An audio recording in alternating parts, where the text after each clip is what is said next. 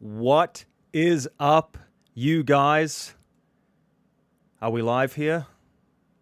Are we streaming live? I think we are. Man, it happened. The Crusaders won a game! Who would have thought? There I am up on the big screen. Looks like it's happening. The Crusaders won, you guys. 33 points to 25. They needed that one after last season. Last season, they went 4-10. Now, with the Crusaders in the past, if they went 10-4, you'd probably say that was a slightly subpar season. But 4-10 is unheard of. They did stick with the coach, Rob Penny, but he's under all kinds of duress. Needed to get a win so badly. But they did it after a very rusty first quarter. I'll tell you what, guys, it didn't take long for the boys to get rolling on both teams. Few handling errors in the first half, but there was some vintage play in the second half. Super Rugby is entering its 30th season. How about that? Hell of a game to start with. Happy Valentine's Day, guys. It is February 14th, 2025. Lots of interesting storylines going into this game. How long would it take for Ethan Blackadder to get injured?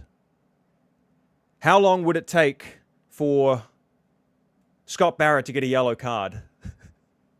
Both of these things happened. We'll get to that in a minute. I'm just being a little bit cheeky here. There was plenty to talk about. One thing was that James O'Connor, a much-capped Wallaby, was on the bench for the Crusaders. Now, for you purists who just want to see Kiwis running around out there, and I don't think there are many of you, we all love a good ring-in from another country. Well, O'Connor's parents are actually Kiwis, and he does have a New Zealand passport. I guess that makes him a New Zealand citizen. So it was good to see him out there coming off the bench. Pretty mouth-watering seeing him combine with Will Jordan. My goodness. All Blacks and Wallabies combining. And then it was kind of interesting from an All Black watching perspective. I feel that we need another lock. And you had Walker Leaweri out there in his 8th season. He had some big hits. He had some good runs. Need to shore up that locking department. But guys, let's get into the recap of the game. If you have a question, I'll be looking out for them. How are you feeling after that? I feel good. I feel like rugby's back. It didn't take that long to get good again. Sometimes it's really rough the first round or two. Injuries and mistakes and handling errors and all kinds of stuff. There was one pretty bad injury, but otherwise the boys seem to come through relatively unscathed. Now, I mentioned the Scott Barrett yellow card. It happened in the 3rd minute, guys. He went to the bin. What happened was the Hurricanes had good territory. They were hammering on the Crusaders' try line. There were multiple infringements. Offside from the Crusaders, not rolling away from the ruck. And the ref, Nick Berry, just said, listen, guys, next guy who messes up is going to the bin. So I kind of think the Hurricanes smelled blood there and they started playing for a penalty. And they turned down an easy 3, knowing that the Crusaders' discipline was off and they're a little bit asleep. Barrett goes off, and in the 5th minute, the Hurricanes score a lovely try. Pretty basic stuff, fast ruck ball. That man, Cam Roigard, was looking very accomplished at 9. Some good ball carry, some good clean out, pick and go, basic stuff. Number 2, Jacob Devry goes over. He scores. Ominous start from the Hurricanes. And then it got worse from a Crusaders perspective because in the 7th minute, Noah Hotham went down, the young halfback. That was tough to see because one of the fun clashes in this game was Noah Hotham versus Cam Roigard. 2 All Blacks. Don't forget, Noah Hotham did play last year. He played against Fiji. Didn't get a lot of minutes for the All Blacks. But he's capped as an All Black. He's been out there running around in the famous black jersey. But Noah Hotham went down in the 7th minute. He's got an ankle sprain. You could tell it was bad. I mean, he was really anguished when he went down. He tried to run it off. He was brave, but clearly he was crocked. So they pulled him, and that brought on Kyle Preston, a name that, honestly, I wasn't even that familiar with before this game. I am after watching it. We'll get to some of his heroics, but he came off the bench. So the backup halfback, Kyle Preston, was instrumental in this game. We're going to talk about him more. Now, I mentioned Duplessis Kirifi for the Canes.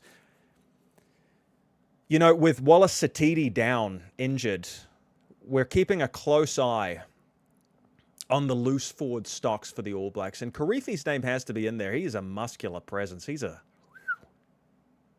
hell of an athlete. And he got a nice turnover, a nice steal there in the 11th minute, just as the Crusaders were looking to build some phases. And ultimately, the momentum continued with the Hurricanes. In the 14th minute, there was a try. Again, it was Devry, number 2. Julian Alderson, no, never, he says. I'm not sure what that's in reference to. Must be something that I said. Anyway, I appreciate you guys commenting. Good to see some Kiwis coming in here. I've been doing a lot of Six Nations stuff. But guys, I'm a Kiwi, so what can I tell you? This gets my heart rate up a bit more, even though the Six Nations has been very good. If you want to see some of my lives, just check out the channel. They're all there. But basically, it was that man, Kirifi. He busted the line. Ultimately, the Hurricanes just went wide. It was pretty easy. Number 2, Devry, scored. Again, a double. So it was all Hurricanes for the first 20 minutes, really. But Sevu Reece was starting to break for the Crusaders. Now, we all have mixed feelings about him as an All Black. When he's good, he's bloody good. When he's bad, he can be a little bit abysmal. Some of that lateral movement doesn't really work in international rugby, but it works a treat at Super Rugby level. Sevu Reece was finding so much space today, sparking stuff, providing inspiration, just like he did last year in a very heavily beaten Crusaders team. Here we go. Julian. Hey, I like your name, Julian. He says, Kirifi works hard. He's not a big forward, but he's tough, fast, and mobile. That is true. I mean, he looks huge, but he's actually quite squat. He's not the tallest guy. He may not be the best line-out option, but he works his butt off. He was hitting the breakdowns pretty hard. He was carrying the ball super well. I like what I saw from Duplessis Kirifi. I think he'd look good in black. He's played for some representative teams. How do you think he'd go for the All Blacks, Julian? Do you think he's more like a guy that shines at super level and might fall short for the All Blacks, or do you reckon he's ready to take the step up? Interesting. So it was that man, Kyle Preston, the replacement. He scored his first try off a Will Jordan break. You're going to be hearing those words a lot this season. A Will Jordan break. It was good to see Jordan out there. Guys, let's not forget that in their anus horribilis, emphasis on anus, is that how you say that term? Anyway, you get the idea. The really bad year the Crusaders had, Jordan was out that season, and he's a guy that just brings it all together on attack. I mean, man, when he was chiming into the line today, the Crusaders, they looked like the Crusaders of old at times. So it was good to see Jordan hitting top form immediately. I'm glad his noggin is okay. It was head injuries that have plagued him in the past. But so with the Crusaders getting on the board, now it was 7 to the Crusaders, 14 to the Canes. And then in the 24th minute, the Crusaders really got rolling. They started moving up through the gears. I wrote down, this is classic Crusaders. They got 19 phases, a lot of them straight up the guts. We talked about loose forwards before. Cullen Grace was one of them. He was carrying well. They looked like the Crusaders of old. And even Havili, who's kind of persona non grata on this channel. We don't always love Havili, especially when he's wearing a black jersey. And he knocked on the ball a few times. I mean, he had some really bad ball security issues, but he did some deft stuff too, so we've got to give the devil his due. And he is the captain for the Crusaders, so let's put some respect on his name, okay? But he had some nice touches, including a show and go here to kind of get the Crusaders rolling, get some momentum up. And the Crusaders started to dominate territory. And if we look at my little stats that I put here, what do we got here? Okay, so they shaded the territory. That seems about right. 55% to 45%. Not emphatically, but you could tell watching the game that the Crusaders were doing better. Dave Batten, I don't know if I want to swear on YouTube. You know, they flag things a lot. But he says, SHIT a brick. That was an epic opening game. Dave Batten, I agree with you. That was so good. Like the first 20 minutes, there were a couple of mistakes from both sides. They were feeling each other out. But not even really. Like the Hurricanes pretty much hit fast forward from the 3rd minute. Crusaders were a bit out of sorts. But damn, I mean, we're going to get to a try that the Crusaders scored that honestly, I know it's round 1. I know it's game 1. But it could end up being one of, if not the tries of the season. There was some amazing skill. Gone are the days where these blokes came back overweight from the from the preseason. Too much Christmas pudding. Too many beers. If anything, a lot of the players were looking svelte out there. Basilio Tosi looks like he shed a few kilos. Levi Aumua, who was always such a wrecking ball for Moana Pacifica, but didn't really deliver for the Crusaders last year, if we're being honest. He shed some kilos. Julian, yep. Awesome, brother. Yeah, keep watching Kirifi. I think he could be an All Black comer. Here's the thing about Levi Aumua, though. He hits like a ton of bricks, and he was really rushing up in the line for the Crusaders, like trying to nail people in midfield. Reminded me of the Springboks, reminded me of England, reminded me of what the Chiefs have done sometimes with that rush D, rushing out of the line. The problem is that he's got to be accurate. Like Levi Aumua, if he hits you, you're screwed. But, man, you're inviting space to the outside, and the Hurricanes did keep finding space on the outside. And they looked dangerous. I mean, the Hurricanes really have some X factor in their outside backs with Cam Roigard running the show. Whew. Yeah, Dave Batten. It wasn't 100% perfect, but it was action-packed. It was, mate. My heart is going. It's after midnight here in Portland, Oregon, where I live in the States. I wasn't going to miss Game 1, though. I had to be here with you guys and see if any Kiwis were going to tune in. And I'm so glad that you are. This honestly makes my Valentine's Day. I love you guys, and I love this sport. God, rugby's good. Anyway, the Hurricanes, they were stuck in their own territory, but they got out. They got down into Crusaders territory. They got into the 22, and they got a penalty. And they said, you know what, we're just going to take the 3 here. Let's not get cute. Because they'd spent so much time defending against the Crusaders that they were like, let's just get 3 and settle it down. But then in the 35 minutes I've got here, yep, it was the Hurricanes. They ran it from their 22. Look, it was very touch rugby-esque. There were a few turnovers both ways, but the Hurricanes started flinging the ball around. They've got the athletes to actually do that. They got down, almost scored a try, but couldn't quite get it over. But then they had a second crack at it. Roigard broke the line, and then 11, Kenny Naholo scored in the corner. So a nice little finish to the first half there from the Hurricanes. So at halftime, it was 14 to the Crusaders, 22 to the Hurricanes. The crowd was in pretty good spirits. Wasn't jam-packed. I think there were about 13,000. And considering the season they had last year, not the worst down in Crusaders country, the Christchurch faithful showed up. Now, guys, I don't want to jinx Blackadder, and I don't ever want to make light of injuries, because that's not cool. But we all know, if we're All Blacks fans, and I think a lot of you are, guy can't stay out of the injury ward. He looked good for the All Blacks when he was playing. Missed the whole Northern Hemisphere tour. And in the 43rd minute, he went down. I shuddered. I thought, great. Blackadder's gone. It was just a dislocated finger. So you know what they do in rugby. They're tough blokes. They taped up the finger. He went right back into it. In the 45th minute, Sevu Reece was just breaking the line at will. Again, he can't always translate it to the All Blacks, but that guy plays like Superman in a Crusaders jersey. He was probably the outstanding back on the field, along with Will Jordan. But Sevu Reece was creating something from nothing constantly, and that was really what the Crusaders needed, a little bit of inspiration. And then in the 51st minute, 9 phases from the Crusaders drew the Hurricanes offside. Crusaders' scrum probably wasn't the most polished I've seen it, but they went for it. They went for the scrum.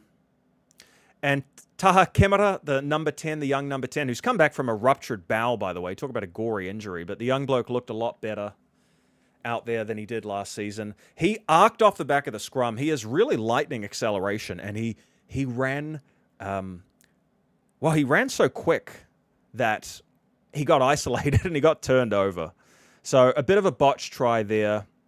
But then in the 54th minute, magic. I mentioned this. Could be one of the tries of the season. A beautiful kick from Havili in midfield as the Crusaders were attacking, running up to the halfway line. Will Jordan recovers the ball in midfield. Moves the ball, shifts it. Ends up with Sevu Reece, who's moving laterally towards the touchline. You think maybe he's going to be knocked out, put into touch, but he chucks a little centering kick in, bro. kicks it into midfield. You think, oh my God, have they botched another try? Absolutely not.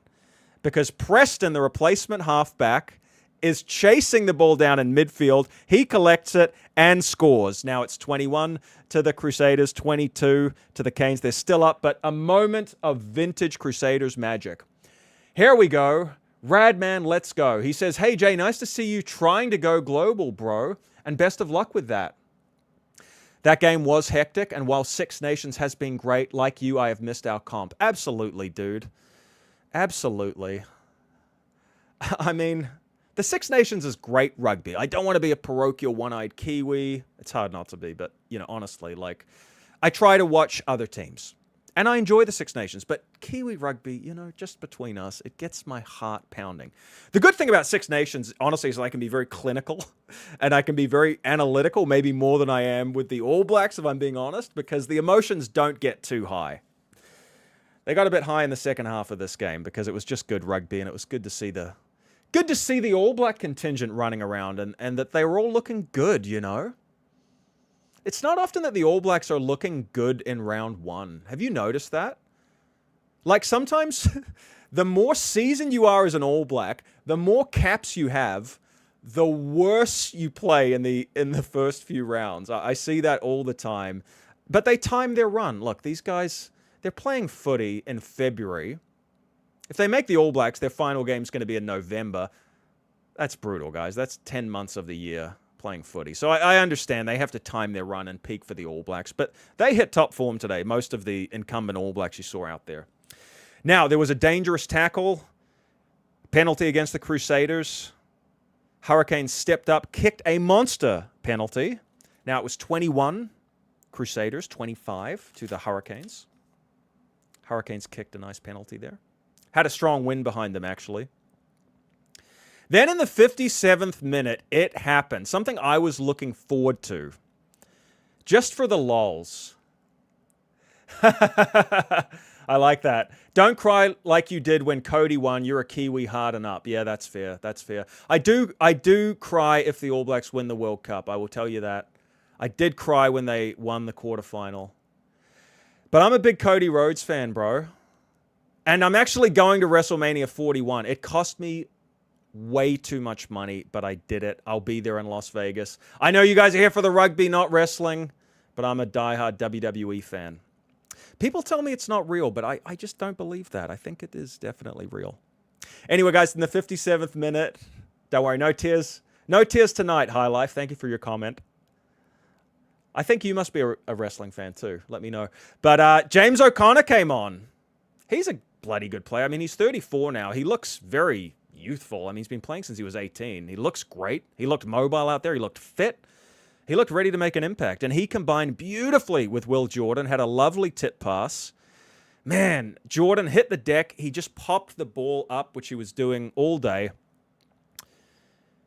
Crusaders get possession, goes through the hands, and then after a few failed efforts, Sevu Reece gets a reward, scores a try. Now the Crusaders are up 28 points to 25.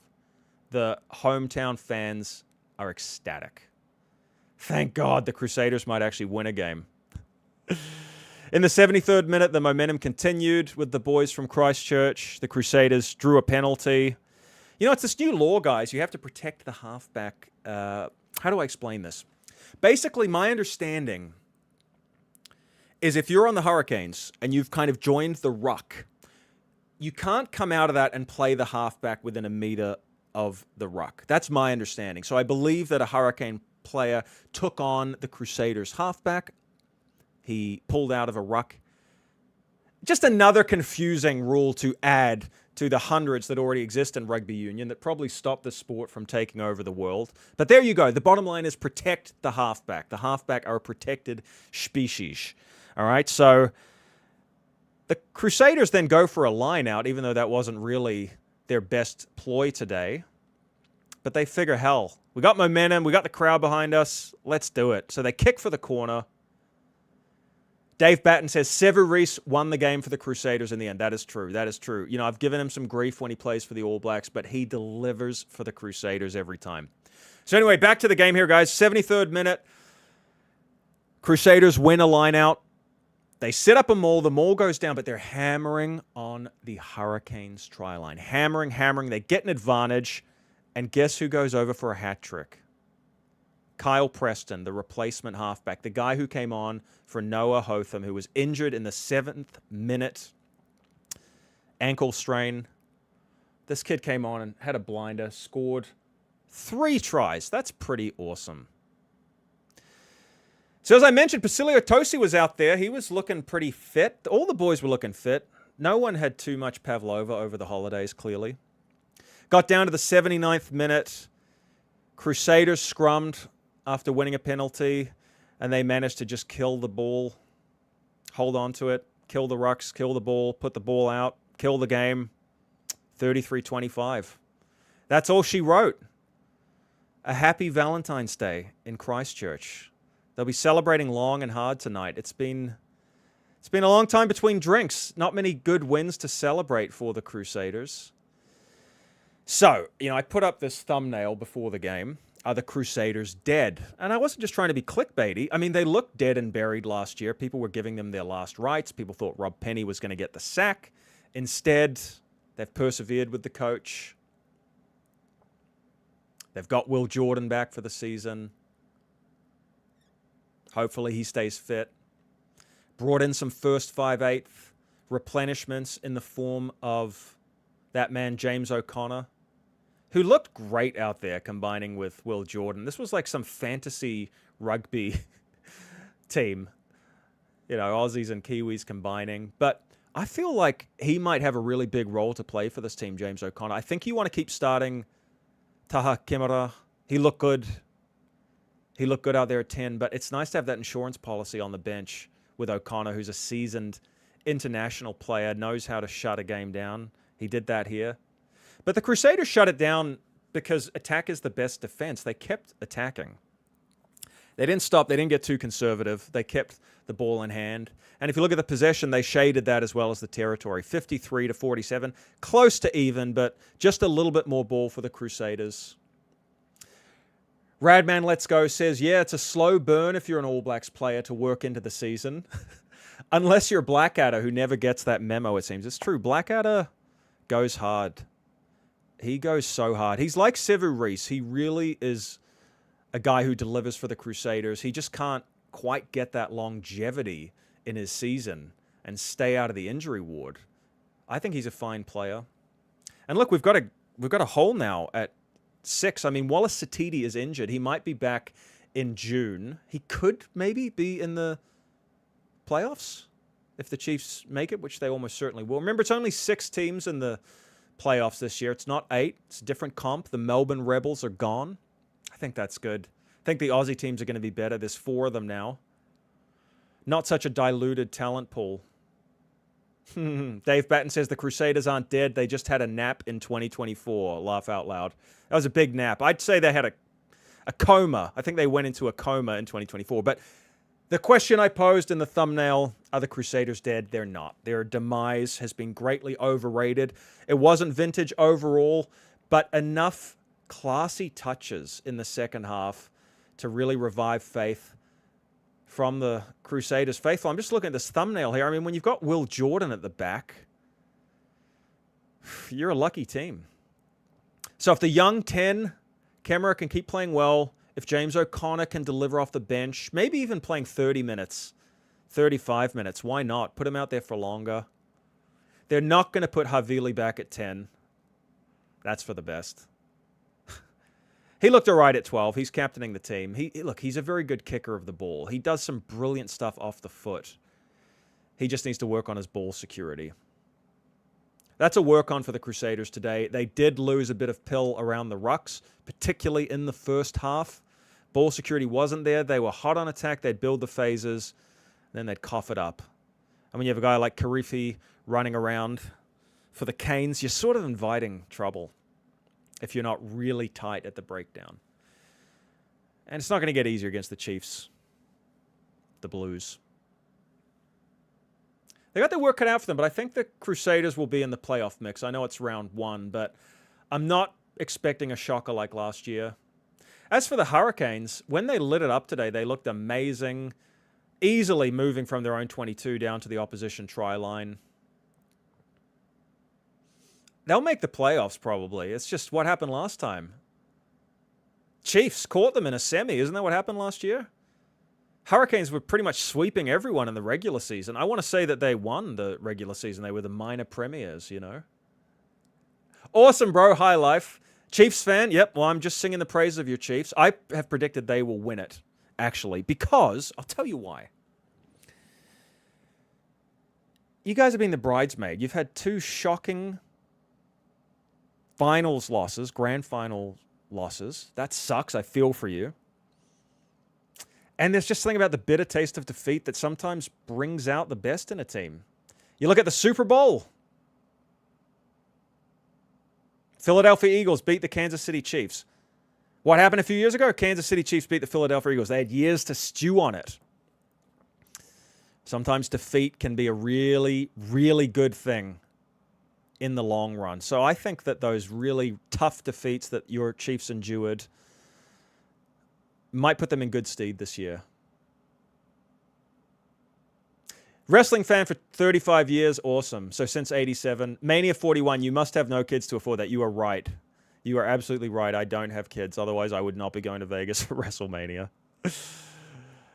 But it's for my inner child. I do love wrestling. Yep. 41-10 final it was last year. Blues, Chiefs. It's so crazy how the Blues were like... How long did they go? It was 2003, right? They were in like the mother of all droughts. 2003, I remember well. You had King Carlos running around. You had Joe Rokothoko, Doug Howlett. Ugh. That was a great team. That was a great team. And then they went so long and never made the final. Then they get to the final and, man, absolutely destroy the Chiefs. Are you also a Patriots fan? Well, bro, check this out. You see that behind me? That's a Patriots helmet signed by Julian Edelman, my namesake. So there you go. WWE fan and a Patriots fan and a Kiwi rugby fan. So there you go. Well, hi, life. It's good to meet you through this. This is why I do this, guys. I do this because I live in America. Some of you ask if I have a slightly Americanized accent. Not intentionally, but I've lived here a decade. I'm actually going for American citizenship next week. And there's no one to talk about rugby with. So I had to start a YouTube channel to talk about it and talk online to you guys. Anytime I see someone who looks Polynesian or something in public, or maybe Maori, I'm like, you an All Blacks fan, bro? They never are, though. They're always Hawaiian. Yep. Howlett was a beast. He was a greyhound. He was a finisher, bro. Doug Howlett was a finisher. Listen, I've heard some SHIT talk from South Africans saying he wasn't very physical. And I take your point. He wasn't the most physical winger the All Blacks ever had. He's not a Jonah Lomu type. He's not a Julian Savia type. But he is still the all-time All Blacks try scorer. He's on 49, right? You know he's probably going to run him down, though? That man in the thumbnail. Will Jordan. Because Will Jordan is around 40 already. Look at you. This guy, High Life. All Boston teams. Red Sox, Bruins. My best friend in America's a Boston guy. So Bruins, Celtics. I watch it all. Family in West Newbury. Hey, that's where John Cena's from. There you go. Yeah, sports fans from all over the world. It's always interesting hearing the different codes you guys follow. Certainly, I have a lot of football fans up north. I reckon that the other sports have taken off a lot in New Zealand. Obviously, soccer has grown a lot, but also American football. I see that growing hugely in New Zealand, which is good to see. So, guys, this has really made my night. I was hoping that there'd be some comments, some Kiwis coming in. It's my first time doing a live stream for Super Rugby, so it's given me hope that you guys will come back for more. How about this? How about I go live again after Blues Chiefs? Battle of the All Blacks first fives, right? Damian McKenzie versus Beauden Barrett, except they're both at 15 instead of 10. How weird is that? But that's going to be a good game. My mum's in New Zealand right now. She's going to watch that. So how about I come back for that? I think I'll do that. So we'll go live again tomorrow. Guys, it's been real. Wishing you a happy Valentine's Day. Much love to you. Thank you for tuning in. Please like, helps YouTube push this out to more people. And I'll be back for another one real soon. Thank you to all my Kiwi brothers and sisters out there. You've definitely made my day chiming in on the chat. Appreciate you guys. Let me know who's going to win Super Rugby this year. Comment down below. All right, guys, I'll see you tomorrow.